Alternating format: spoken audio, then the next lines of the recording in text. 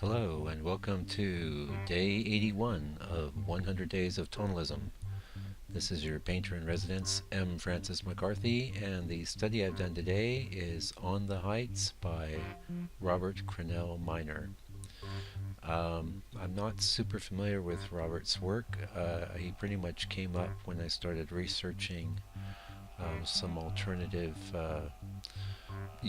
tonalist painters to do for this project. I did find a post for him on Wikipedia, and I'm going to go ahead and read that to you now.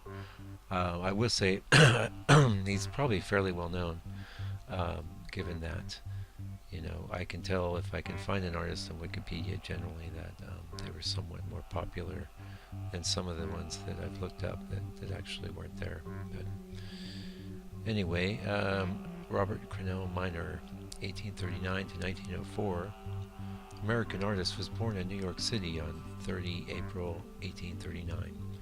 His father, Israel Minor, was a merchant who made a large fortune in the pharmaceutical business. As a young man, Robert Minor worked as a bookkeeper in New York City, but decided to study art in his early 30s. After studying in New York with painter Alfred Cornelius Howland, Minor went abroad in 1871 to continue his artistic education.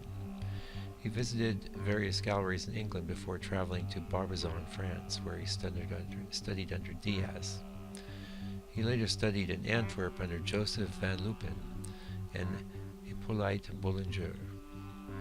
In 1874, he was vice president of the Société Artistique et Littéraire of Antwerp.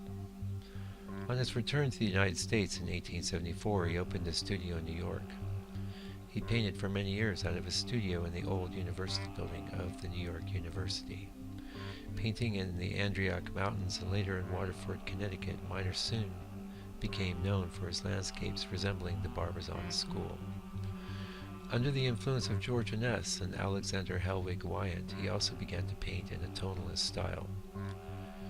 His painting Great Celias at Night displays his adoption of the tonalist style, while his lingering Barbizon style can be seen in A Hillside Pasture. From the 1890s until his death, Minor exhibited frequently with the tonalists in New York. In 1897, he was elected a member of the National Academy of Design, New York. In 1900, Minor achieved the height of his success in the even scale, whereas painting The Close of Day fetched $3,050. This painting is currently unlocated. Over the course of his lifetime, Minor was a member of the Society of American Artists and the Salamundi Club. He exhibited in New York, Brooklyn, Chicago, and elsewhere in the United States, as well as in the Royal Academy of London and the salons of Paris and Antwerp. Minor was plagued with bad health during the last decade of his life, decreasing the quality and likely the quantity and likely the quality of his works. He died at his home in Waterford, Connecticut on August 4th, 1904. His paintings are owned by the Smithsonian American Art Museum, the Yale University Art Gallery, and many others. His paintings are characteristic of the Barbizon school in tonalism, and he was particularly happy in his sunset and twilight effects. But it was only within a few years of his death that he began to have a vogue among collectors. And it goes on to list, a bunch of his works. Anyway, that's our introduction to old Robert Crannell Minor, and I really do like his work. If I get the courage up to do another 100 Days project, certainly won't be anytime this year, but I would certainly consider doing his work again. And I'd be thrilled to learn more about him.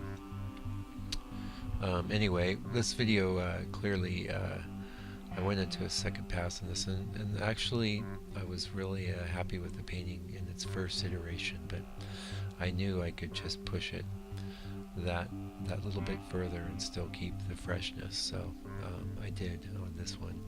And something I've been doing in my own work a lot more is actually polishing up my own little 5x7 studies a little bit more, and I think a lot of that came out of this series, 100 Days of Tonalism.